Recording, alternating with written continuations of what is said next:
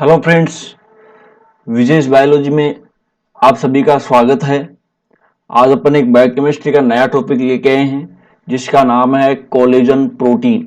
और collagen protein जो है वो अपनी बॉडी की मोस्ट इम्पोर्टेंट प्रोटीन है, क्योंकि जो अपनी बॉडी में सबसे ज़्यादा पाई जाने वाली प्रोटीन जो है वो कोलेजन प्रोटीन ही होती है। यानी कि अपनी बॉडी में सबसे ज़्यादा पाई जाने वाली प्रोटीन कौन सी है? Collagen protein. इसलिए हम इसको बोलते हैं कि मोस्ट अबंडेंट प्रोटीन इन एनिमल्स। इसका मतलब क्या हो गया कि बॉडी में पाई जाने वाली सबसे ज्यादा मात्रा में जो प्रोटीन होती है वो होती है अपनी कोलेजन प्रोटीन। और ये कहां प्रेजेंट होती है? Present in extra cellular matrix. Extra cellular matrix क्या होता है उसके बारे में अभी देखेंगे। तो देखिए, इससे पहले जस्ट एक वीडियो में हमने देखा था फाइब्रस एंड ग्लोबुलर प्रोटीन के बारे में, जिसके अंदर कोलेजन प्रोटीन जो एग्जाम्पल था वो था फाइब्रस प्रोटीन के बारे में। यानी कि कोलेजन प्रोटीन किसका है? Fibrous protein. और फाइब्रस प्रोटीन क्या काम कर रही थी? स्ट्रक्चरल रोल प्ले कर रही थी। फाइब्रस प्रोटीन का काम क्या था? स्ट्रक्चरल रोल, यानी कि अपनी बॉडी को स्ट्रेंथ देने का काम क्या है? Fibrous protein. अब फाइब्रस प्रोटीन के हमने काफी सारे एग्जांपल पढ़े थे। इलास्टिन हो गया, कोलेजन है, कीरेटिन है, ये सारे एग्जांपल अपन ने फाइब्रस प्रोटीन के अंदर पढ़े थे। इसके अलावा फाइब्रस प्रोटीन की हमने एक खास बात और देखी थी कि उसकी जो स्ट्रक्चर होती है वो सीट लाइक स्ट्रक्चर होती है, क्योंकि उसके अंदर नॉन पोलर एमिनो एसिड होते थे और हाइड्रोफोबिक इंटरेक्शंस की वजह से उसके अंदर कैसे स्ट्रक्चर मैंने आपको बताई थी? Seat like structure. तो ये बात है कोलेजन प्रोटीन के बारे में। अब एक्स्ट्रा सेलुलर मैट्रिक्स क्या होता है और ये एक्स्ट्रा सेलुलर मैट्रिक्स में कहां प्रेजेंट होती है, इसके बारे में अपन देखें। तो देखिए, एक्स्ट्रा सेलुलर मैट्रिक्स का मतलब होता है ये अपनी एक सेल है और ये मान लो दूसरी सेल है। ये दो सेल हैं और इन दोनों सेल्स के आसपास में कुछ एनवायरमेंट है।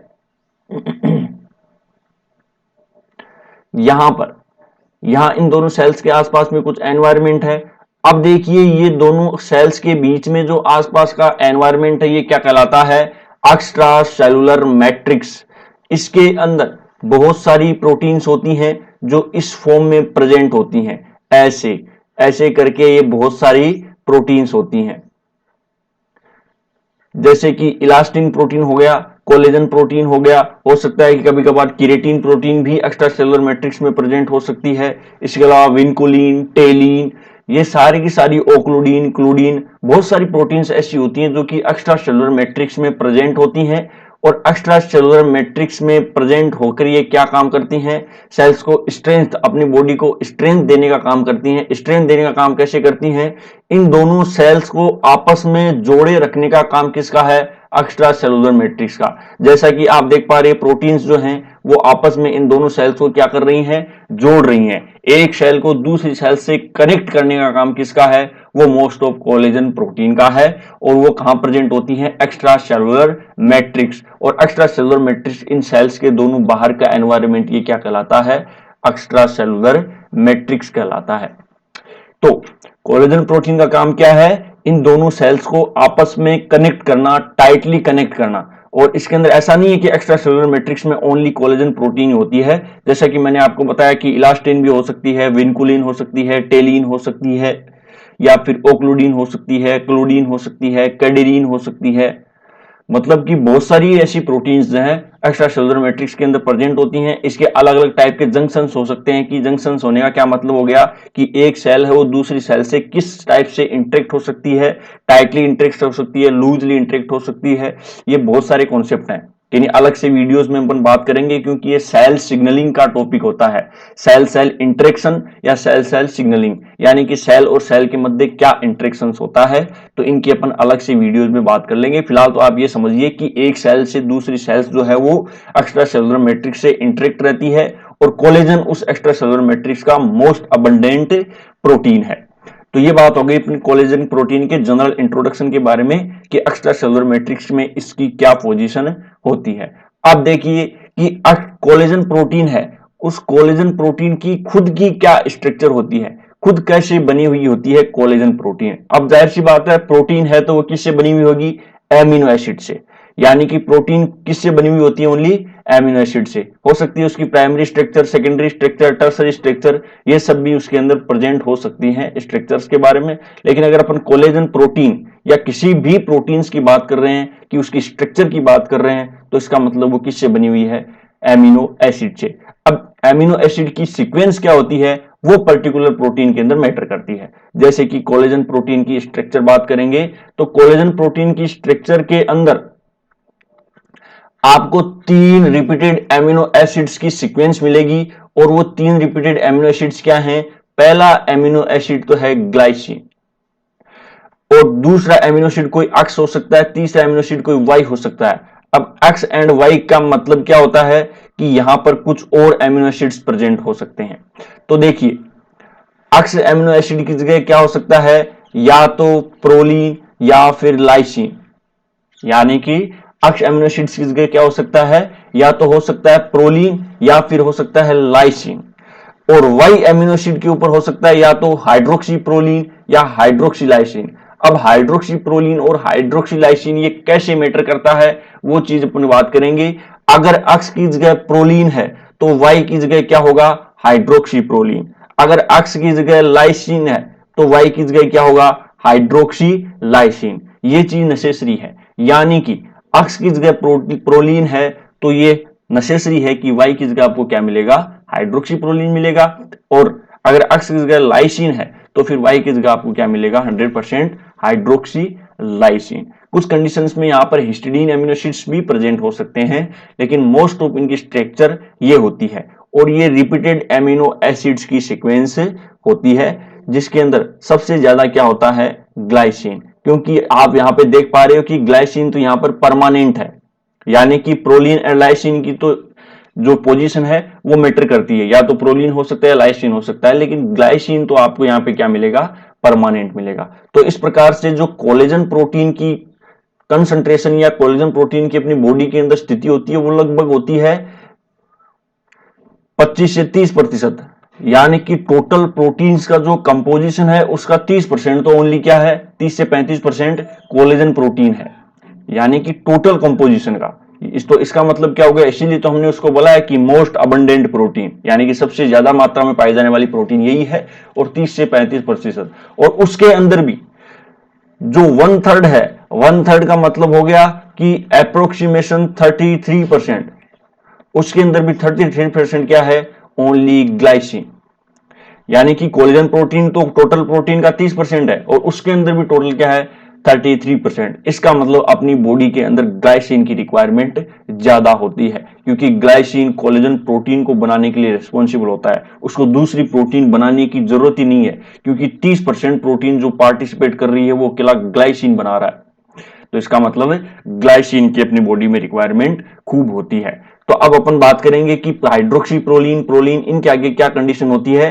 लेकिन फिलहाल आप इतना याद रखिए कि एक पॉलीपेप्टाइड की चेन बनती है, और वो 3 रिपीटेड एमिनो एसिड्स की चेन बनती है। अब फाइब्रस प्रोटीन के बारे में मैंने आपको बताया था कि पॉलीपेप्टाइड की चेन जो होती है वो एक शीट के फॉर्म में अरेंज कर दी जाती हैं, क्योंकि जैसा आप देख रहे हो कि ग्लाइसिन भी नॉन पोलर है, प्रोलीन भी नॉन पोलर एमिनो एसिड है। और वो बात मैंने आपको बताई थी कि नॉन पोलर एमिनो एसिड्स के अंदर कौन सा इंटरेक्शन लगता है?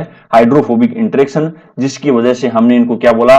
Fibrous protein. और फाइब्रस प्रोटीन की खास बात क्या थी कि उनको हाइड्रोफोबिक इंटरेक्शन की वजह से एक साइड में अरेंज कर दिया जाता है, इसीलिए एक्स्ट्रा सेलुलर मैट्रिक्स में होती है।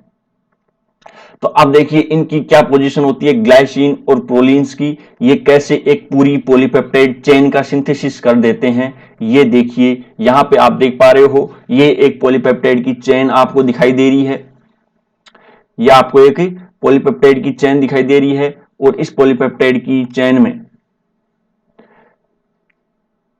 इस पॉलीपेप्टाइड की चेन में यहां पे ये ग्लाइसिन है, और यहां पर ये हाइड्रोक्सी प्रोलीन है, और प्रोलीन के बाद में ये इसका प्रोलीन के हाइड्रोक्सिलेटेड है, कभी कभी ये एलानिन भी हो सकता है।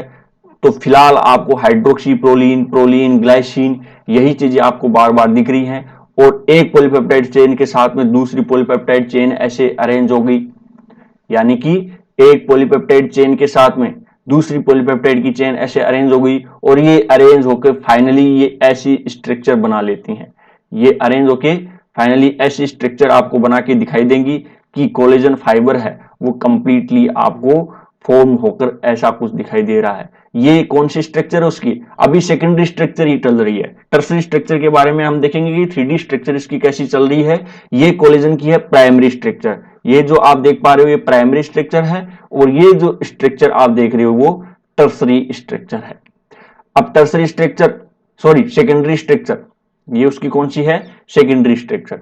तो यहां पे आप इसके अंदर देख पा रहे हो कि एक पॉलीपेप्टाइड चेन दूसरी पॉलीपेप्टाइड चेन के ऊपर अरेंज होकर ये क्या फॉर्म बना रही है, एक फाइबरस फॉर्म बना रही है। यानी कि कोलेजन प्रोटीन से क्या बन रही है, एक फाइबर जैसी स्ट्रक्चर आपको दिखाई दे रही है। अब देखिए इसकी 3D स्ट्रक्चर कैसी होती है, ये है इसकी 3D स्ट्रक्चर। इससे आप आराम से समझ सकते हो ये एमिनो एसिड्स की कंटिन्यूअसली है। जैसा कि मैंने आपको बताया कि 3 एमिनो एसिड्स की रिपीटेड सीक्वेंस होती है। ये आपको सारे सारे सेम कलर दिखाई देगा, सेम अरेंजमेंट दिखाई देगा। ये फिर से रेड आ गया, ये लास्ट कॉर्नर में फिर से रेड आ गया, यानी कि ये कोई हाइड्रोक्सिलेटेड फॉर्म है। यहाँ पे प्रोलीन या क्या हो सकता है, लाइसिन हो सकता है, और यहां पर 100% क्या है, ग्लाइसिन है। यहां पे क्या है, ग्लाइसिन। तो इस प्रकार से आप देख पा रहे हो कि रिपीटेड 3 एमिनो एसिड्स की रिपीटेड सीक्वेंस ही चल रही है, इसके अलावा इसके अंदर कुछ भी नहीं चल रहा। देन सेकेंडरी स्ट्रक्चर आपको इसकी कुछ ऐसी दिखाई देती है, यानी कि पॉलीपेप्टाइड की चेन जो है वो आपस में एक दूसरे पे अरेंज होकर के, आपस में एक दूसरे से अरेंज होकर के क्या बना रहे हैं, एक फाइबर जैसी स्ट्रक्चर बना रहे हैं। और फाइबर जैसी स्ट्रक्चर बनने के बाद में जब बहुत सारे फाइबर्स एक दूसरे पर अरेंज हो जाएंगे तो ये इनकी टर्सरी स्ट्रक्चर बन जाएगी, और टर्सरी स्ट्रक्चर के अंदर आपको फाइनलाइज कोलेजन फाइबर ऐसा कुछ दिखाई दे रहा है। इसके अंदर ये इसकी कौन सी स्ट्रक्चर है, 3D स्ट्रक्चर। यानी कि कोलेजन अपने फंक्शनल फॉर्म में किस स्ट्रक्चर के अंदर आता है, टर्सरी स्ट्रक्चर के अंदर। कुछ प्रोटीन्स मैंने आपको लास्ट वीडियो में बताई थी कि क्वार्टनरी स्ट्रक्चर भी होती है, लेकिन कोलेजन कौन सी स्ट्रक्चर के अंदर फंक्शनल फॉर्म में आएगा, टर्सरी स्ट्रक्चर के अंदर फंक्शनल फॉर्म में ये कोलेजन आएगा।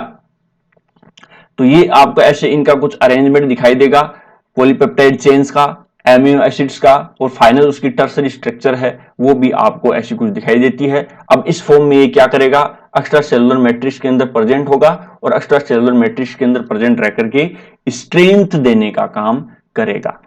अब देखिए इनके अंदर कोवेलेंट बॉन्ड कौन सा होता है, एक तो होता है इंटरचेन हाइड्रोजन बॉन्डिंग, इंटरचेन हाइड्रोजन बॉन्डिंग,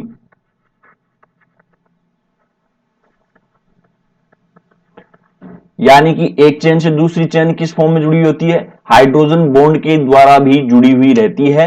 और एक इसके अंदर कोवेलेंट बॉन्ड होता है, वो बहुत ही इंपॉर्टेंट होता है। कोलेजन प्रोटीन के अंदर एक कोवेलेंट बॉन्ड होता है, जिस बॉन्ड का नाम होता है लाइसिन नोर ल्यूसीन। लाइसिन नोर ल्यूसीन जो है ये एक कोवेलेंट बॉन्ड है, और ये इसकी खास बात क्या है कि ओनली कोलेजन प्रोटीन के अंदर ही प्रेजेंट होता है, बाकी ये किसी में प्रेजेंट नहीं होता।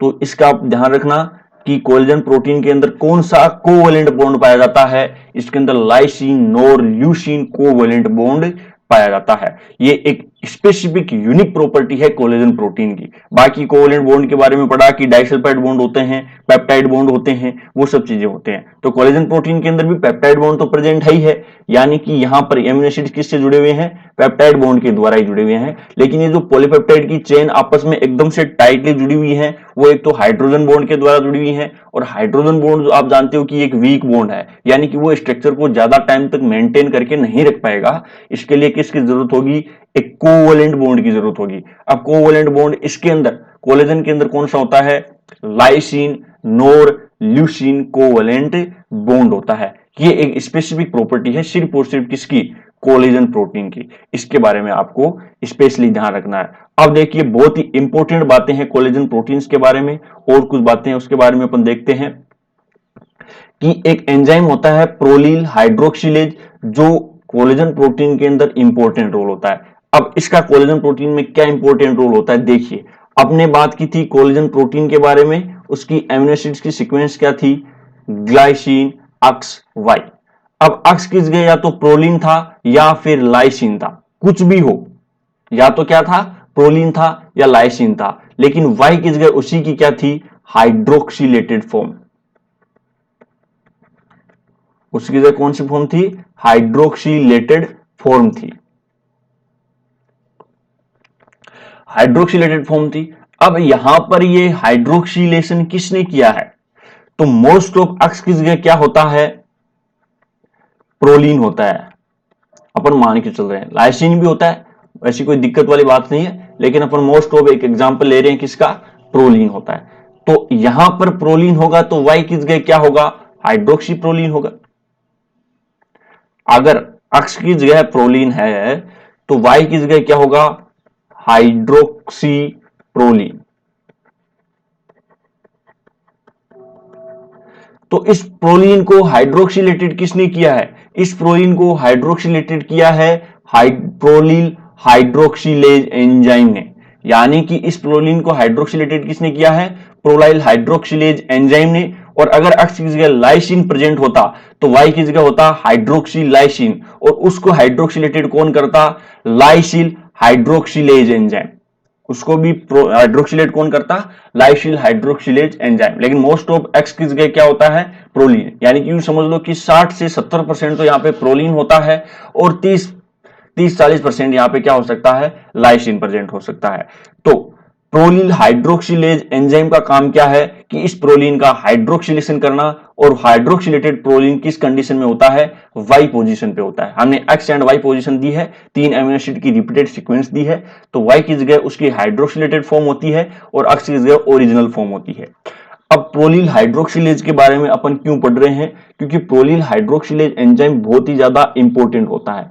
इस एंजाइम को काम करने के लिए, प्रोलील हाइड्रोक्सिलेज एंजाइम को काम करने के लिए कुछ कोफैक्टर्स की जरूरत होती है। प्रोलील हाइड्रोक्सिलेज एंजाइम को काम करने के लिए क्या होती है, कुछ कोफैक्टर्स की जरूरत होती है। वो कोफैक्टर्स क्या होते हैं, उसमें कोफैक्टर्स में सबसे इंपॉर्टेंट होता है एस्कोर्बिक एसिड।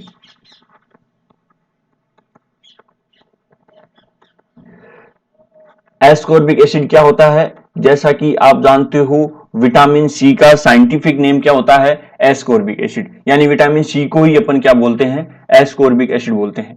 ये होता है। और दूसरा कोफैक्टर उसके अंदर क्या होते हैं, ऑक्सीजन होता है, एंड एक होता है अल्फा कीटो ग्लूटरेट। ये भी कोफैक्टर होता है। और कभी कभी फेरस आयन भी यहां पर क्या काम कर देता है, कोफैक्टर की तरह काम कर देता है, या फिर क्या बोल सकते हो, को एंजाइम्स, एज ए कोफैक्टर या को एंजाइम। अब देखिए कोफैक्टर एंड कोएंजाइम ये चीजें क्या होती हैं, प्रोस्थेटिक ग्रुप क्या होता है, एंजाइम्स क्या होते हैं, ये अपन एंजाइम्स के टॉपिक्स में पढ़ेंगे। फिलहाल तो आप इतना समझ लीजिए कि कोएंजाइम क्या होता है, किसी एंजाइम को एक्टिव करने का काम कौन कर सकता है, कोएंजाइम। यानी कि कोएंजाइम्स की प्रेजेंस में ही कोई एंजाइम एक्टिव होकर वो अपना काम कर पाएगा। जैसे कि मान लो प्रोलील हाइड्रोक्सिलेज को काम करना है, ये एक एंजाइम है, और इसको अगर काम करना है तो उसको किसकी रिक्वायरमेंट होगी, एस्कोर्बिक एसिड की, ऑक्सीजन की, अल्फा कीटो ग्लूटरेट की, या फिर फेरस आयन की। ये अगर नहीं प्रेजेंट होंगे तो प्रोलील हाइड्रोक्सिलेज एंजाइम काम नहीं कर पाएगा। और इसका सबसे मोस्ट कोएंजाइम कौन सा है, एस्कोर्बिक एसिड इसका सबसे मोस्ट कोएंजाइम है। अब देखिए अगर एस्कोर्बिक एसिड की कमी हो गई, यानी कि आपकी बॉडी में विटामिन सी की कमी हो गई, विटामिन सी की कमी हो गई तो आप एक डिजीज का नाम लेते हो, उस डिजीज का नाम क्या लेते हो कि स्कर्वी डिजीज हो गया। विटामिन सी की कमी से क्या हो जाता है, स्कर्वी डिजीज हो जाता है। और स्कर्वी डिजीज के अंदर आप देख रहे हो कि ब्लीडिंग होना स्टार्ट हो जाती है। तो एक्चुअल में स्कर्वी डिजीज क्यों हुआ और विटामिन सी की कमी से आपकी बॉडी में इफेक्ट क्या पड़ा, तो अपन वापस रिवर्स में चलते हैं। अगर आपकी बॉडी में विटामिन सी की कमी हो गई, आपकी बॉडी में विटामिन सी की कमी हो गई, तो आप जानते हो कि विटामिन सी कोएंजाइम होता है किसका, प्रोलील हाइड्रोक्सिलेज का। तो विटामिन सी की कमी हो गई तो प्रोलील हाइड्रोक्सिलेज काम नहीं कर पाएगा। प्रोलील हाइड्रोक्सिलेज काम नहीं कर पाएगा तो प्रोलीन का हाइड्रोक्सिलेशन नहीं हो पाएगा, और प्रोलीन का हाइड्रोक्सिलेशन नहीं हो पाएगा तो एक कोलेजन की पॉलीपेप्टाइड की चेन नहीं बन पाएगी। और कोलेजन की पॉलीपेप्टाइड की चेन नहीं बन पाएगी तो इसकी सेकेंडरी स्ट्रक्चर भी नहीं बन पाएगी प्रॉपर, ना ही इसकी टर्सरी स्ट्रक्चर बन पाएगी, और ना ही सेकेंडरी स्ट्रक्चर ना ही टर्सरी स्ट्रक्चर बन पाएगी। जैसे कि आप देख पा रहे हो यहां पर बार बार हाइड्रोक्सी प्रोलीन आपको दिखाई दे रहा है, यहां पर भी हाइड्रोक्सी प्रोलीन दिखाई दे रहा है। तो प्रोलीन हाइड्रोक्सिलेज एंजाइम ही म्यूटेंट हो गया है, काम नहीं कर पा रहा है। किसकी कमी से? विटामिन सी की कमी से। ये काम नहीं कर पा रहा है तो ये पॉलीपेप्टाइड की चेन्स ही नहीं बनेंगी, और पॉलीपेप्टाइड की चेन्स ही नहीं बनेंगी तो क्या होगा? जो मैंने आपको यहां पर एक्स्ट्रा सेलुलर मैट्रिक्स के बारे में बताया है, ये एक्स्ट्रा सेलुलर मैट्रिक्स प्रॉपर नहीं बन पाएगा, इसकी स्ट्रक्चर मेंटेन नहीं रह पाएगी। और इसकी स्ट्रक्चर मेंटेन नहीं रह पाएगी तो जो ये सेल्स टाइटली एक दूसरे से अटैच थी, किसकी वजह से? कोलेजन प्रोटीन की वजह से। लेकिन कोलेजन प्रोटीन अब नहीं बन पा रहा, कोलेजन प्रोटीन अब नहीं बन पा रहा है तो क्या होगा? ये सेल्स लूज अटैच हो जाएंगी, यानी कि इस सेल्स का अरेंजमेंट क्या हो जाएगा? लूजली। ये सेल्स एकदम ढीली हो जाएंगी क्योंकि एक्स्ट्रा सेलुलर मैट्रिक्स जो है वो आपका वीक बन चुका है। किसकी कमी से? विटामिन सी की कमी से। ये वीक बन चुका है तो इसका मतलब ये सेल्स क्या हो जाएंगी? ये सेल्स दूर दूर हो जाएंगी और इसके बीच में एक्स्ट्रा सेलुलर मैट्रिक्स कमजोर हो जाएगा। अब ये सेल्स दूर दूर हो जाएंगी तो यहां से बीच से क्या निकलनी स्टार्ट हो जाएगी? ब्लीडिंग। यहां से बीच से क्या निकलना स्टार्ट हो जाता है? ब्लीडिंग स्टार्ट हो जाती है। इसी को आप क्या बोलते हो? Scurvy disease. इसी को आप क्या बोलते हो? Scurvy disease. तो देखिए फिर से समझिए, विटामिन सी की कमी होगी, विटामिन सी की कमी होगी तो vitamin C as a coenzyme काम कर रहा था प्रोलील हाइड्रोक्सिलेज एंजाइम के ऊपर। तो इसका मतलब विटामिन सी की कमी होते ही प्रोलील हाइड्रोक्सिलेज एंजाइम काम नहीं कर पाएगा, और प्रोलील हाइड्रोक्सिलेज एंजाइम काम नहीं कर पाएगा तो प्रोलीन का हाइड्रोक्सिलेशन नहीं हो पाएगा, और अगर प्रोलीन का हाइड्रोक्सिलेशन नहीं हो पाएगा तो कोलेजन की पॉलीपेप्टाइड की चेन प्रॉपर नहीं बन पाएगी, और कोलेजन की पॉलीपेप्टाइड चेन नहीं बन पाएगी तो इसका मतलब प्रॉपर कोलेजन प्रोटीन ही नहीं बन पाएगी, और प्रॉपर कोलेजन प्रोटीन ही नहीं बनी तो जो आपका एक्स्ट्रा सेलुलर मैट्रिक्स के अंदर सबसे ज्यादा इंपॉर्टेंट रोल था कोलेजन का, वो अब कोलेजन है ही नहीं यहाँ पे, और वो कोलेजन नहीं है तो एक्स्ट्रा सेलुलर मैट्रिक्स क्या हो जाएगा? लूज हो जाएगा। और एक्स्ट्रा सेलुलर मैट्रिक्स का काम क्या था? दो सेल्स को आपस में टाइटली जोड़ना, दो सेल्स का आपस में क्या करना? कनेक्शन करना। तो अब ये कनेक्शन जो है वो वीक हो जाएगा, और ये कनेक्शन वीक होने की वजह से इसके बीच से क्या निकलनी स्टार्ट हो जाएगी? ब्लीडिंग। और ये सबसे पहले ब्लीडिंग कहां से स्टार्ट होती है? अपने मसूड़ों से, क्योंकि मसूड़ जो मुंह के अंदर जितनी भी स्किन होती है वो सबसे सॉफ्ट स्किन होती है, सबसे पतली स्किन होती है।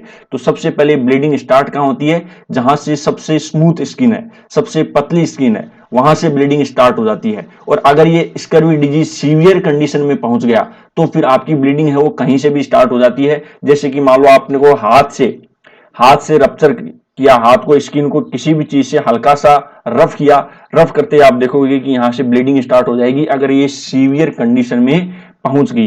ये डिजीज अगर सीवियर कंडीशन में पहुंच गई तो फिर प्रॉब्लम वाली बात होती है। अब देखिए कोलेजन प्रोटीन की बात अगर अपन आगे करें तो ये एक प्रोटीन है और इसके अंदर क्या बनी है? Secondary structure. सेकेंडरी स्ट्रक्चर बनी है तो इसका मतलब रामाचंद्रन प्लॉट पर इसकी कोई ना कोई पोजीशन जरूर है।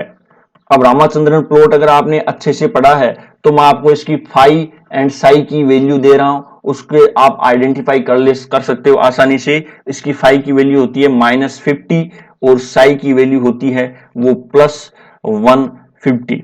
अब रामाचंद्रन प्लॉट को देख के आप इनकी आराम से पोजीशन डिसाइड कर सकते हो। ये पोजीशन कहां थी? जो फाई की वैल्यू तो थी नेगेटिव और साई की वैल्यू थी पॉजिटिव, तो आप आराम से देखना इसकी पोजीशन थी अपर साइड में, और अपर साइड में भी कौन सी? राइट साइड में। रामाचंद्रन पोजीशन के अंदर आप देखना फाई की वैल्यू नेगेटिव थी, फाई की वैल्यू नेगेटिव है तो इसका मतलब आप इस डायरेक्शन के अंदर जा रहे हो। सॉरी, ये अपर लेफ्ट साइड में होगा।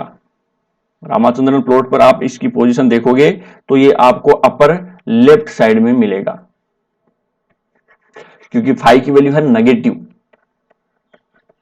नेगेटिव है तो अपर लेफ्ट साइड में, और साई की वैल्यू पॉजिटिव है तो आप ऊपर की तरफ जाओगे। साई की वैल्यू नेगेटिव होगी तो आप नीचे की तरफ आते, तो ये पोजीशन आपको अपर लेफ्ट साइड में देखने को मिलेगी। आप आराम से रामाचंद्रन प्लॉट के ऊपर देख लेना। तो ये होती है, जैसा कि इसका पेप्टाइड बॉन्ड जो होता है वो ट्रांस होता है, वो तो सबकी बात है, पेप्टाइड बॉन्ड सब में क्या होता है? ट्रांस होता है। और इसकी जो फाइनल स्ट्रक्चर जो होती है वो होती है टर्सरी स्ट्रक्चर। इसकी फाइनल स्ट्रक्चर कौन सी होती है? Tertiary structure. तो ये बात थी अपनी कोलेजन प्रोटीन के बारे में। होपफुली कोलेजन प्रोटीन आपको अच्छे से समझ में आया होगा, और स्कर्वी डिजीज का जो कारण है वो भी आपको अच्छे से समझ में आएगा कि एक्चुअल में स्कर्वी डिजीज क्या होती है। तो स्कर्वी डिजीज, विटामिन सी का काम और भी बहुत ज्यादा होता है, लेकिन ये इंपॉर्टेंट होता है क्योंकि कोलेजन प्रोटीन इंपॉर्टेंट है, तो इसका मतलब विटामिन सी का काम भी इंपॉर्टेंट है। तो कोलेजन प्रोटीन की कमी अगर किसी भी वजह से होती है आपकी बॉडी में, कोलेजन प्रोटीन की कमी अगर किसी भी वजह से होती है, तो एक सिंड्रोम होता है, उस पर्टिकुलर सिंड्रोम को अपन बोलते हैं ईडी सिंड्रोम, यानी स्कर्वी डिजीज तो है ही है। इसके अलावा अगर पर्टिकुलर कोलेजन प्रोटीन की कमी से ही अगर कोई आपको डिजीज हो रही है, तो उस डिजीज को अपन बोलते हैं ईडी सिंड्रोम। तो आज की क्लास में हम इतना ही करेंगे। कोलेजन प्रोटीन के बारे में हमने पढ़ा, और भी बहुत सारी चीजें होती है, लेकिन इंपॉर्टेंट चीजों के बारे में मैंने कोलेजन प्रोटीन के बारे में आपको बताया कि उसकी कैसे रिपीटेड सीक्वेंस होती है, क्या इसकी पोजीशन होती है, क्या इसका काम होता है, और कैसे ये काम करती है, कैसे उसके अंदर एंजाइम्स होते हैं, उन सब चीजों के बारे में हमने बात की है। तो मिलेंगे अपन नेक्स्ट क्लास में। Thank you so much.